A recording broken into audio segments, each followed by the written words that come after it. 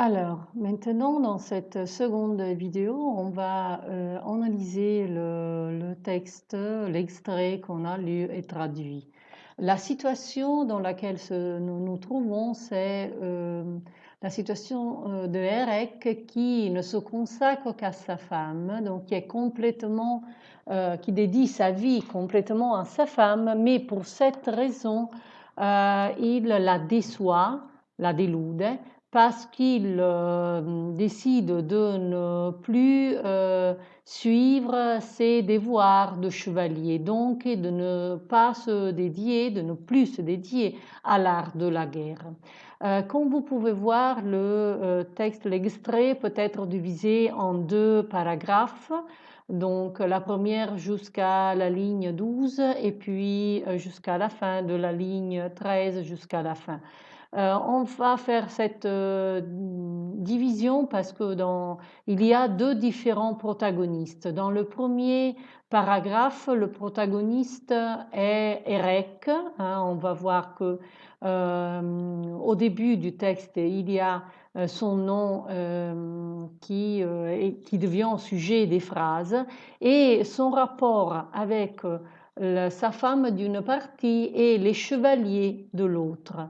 Parce que on veut créer cette sorte d'opposition entre l'amour et la chevalerie. Et on peut le voir parce qu'il y a, si on va faire une analyse des chants lexicaux, on voit que au début de l'extrait, on peut retrouver la répétition du verbe avoir et la répétition des mots qui se relient à l'amour. Et donc, on sait déjà, on sait tout d'abord que sa passion est complètement dédiée à sa femme, dont il fait son amie et son amante. Si vous voyez l'amour qu'il porte, qu'il éprouve pour sa femme est un amour charnel et sensuel. On va le voir, il y a beaucoup de fois, plusieurs fois, la répétition de mots qui se réfèrent aux parties du corps. Donc, c'est un amour, c'est une passion qui se fait charnelle, qui n'est pas seulement dans l'âme, c'est pas un amour platonique, hein. On dit qu'il a en fils son ami et son amant, qu'il a une seule idée fixe, c'est-à-dire de l'embrasser, de la baiser, qu'il passait presque toute sa journée, ses nuits dans le lit avec elle. Et dans la deuxième partie aussi de l'extrait, on a déjà vu quand on a traduit cet extrait qu'ils étaient toujours étendus bouche à bouche et dans les bras de l'un de l'autre. Et on parle de plaisir, hein, c'est un amour qui donne du plaisir. Du plaisir, donc on dit charnel et sensuel. Mais c'est un amour aussi qui est considéré exclusif et égoïste.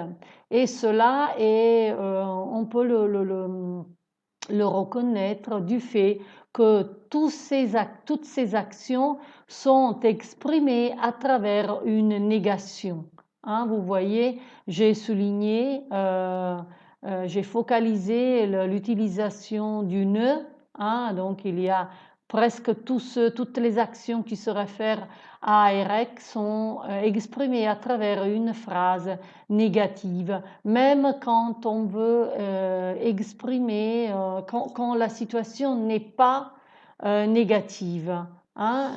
On va utiliser un expédient du style qui est la tournure en négatif, hein. Quindi si gira la frase al negativo anche quando si vuole esprimere una frase affermativa. Quindi per dire che ad esempio cercavano solo questo piacere, viene utilizzata la forma négative. Et così per toutes les altres phrases. Hein. Toutes les phrases, alors, toutes les actions qui se réfèrent au chevalier Erec sont exprimées à travers une phrase négative. Et encore, vous voyez qu'il y a cette opposition. On a dit d'une partie l'amour, et moi je l'ai souligné en rouge. De l'autre partie, l'opposition de l'amour à la chevalerie, aux armes, et ce sont les mots et les phrases qui sont soulignés en violet et qui se réfèrent aux antagonistes. Dans ce cas-là, le protagoniste est Erec, les antagonistes, ce sont ses compagnons, les chevaliers et les barons auxquels ils se sont opposés à cause de cet amour. Et c'est pour cette raison que, à cause de l'amour pour sa femme, Erec est présenté comme un chevalier qui a perdu sa valeur, la valeur de la chevalerie. Dans la seconde partie, dans le second paragraphe, par contre, le protagoniste est elle, donc on se réfère à Enid, et si vous voyez, le pronom elle est répété plusieurs fois dans toutes les phrases jusqu'à la fin. Donc le pronom elle devient le sujet de toutes les phrases, si on va voir. Et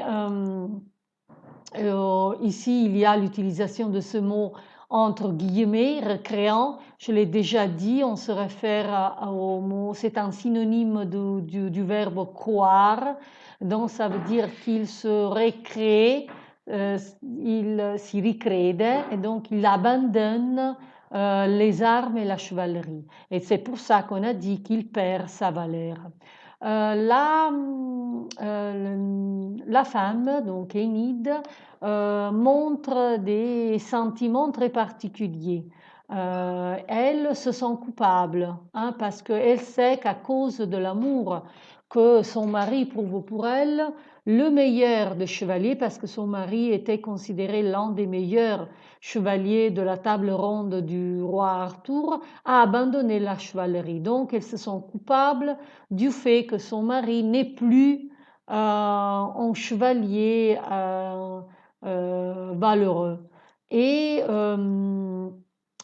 donc c'est pour cette raison qu'elle éprouve du chagrin et de la douleur et elle ne peut pas se retenir de pleurer. Donc elle commence à pleurer, mais cette action de pleurer devient une offense pour son mari, parce qu'en pleurant, piangendo, elle dénigre son mari, parce que l'homme, le chevalier, perd sa valeur et on sait qu'au Moyen Âge, c'était l'homme à l'intérieur de la couple qui devait commander. Donc l'homme, le chevalier, perd sa valeur à cause de sa passion pour sa femme. Après, au moment où Erec se rend compte de la situation et des sentiments que sa femme éprouve pour lui, il change d'attitude.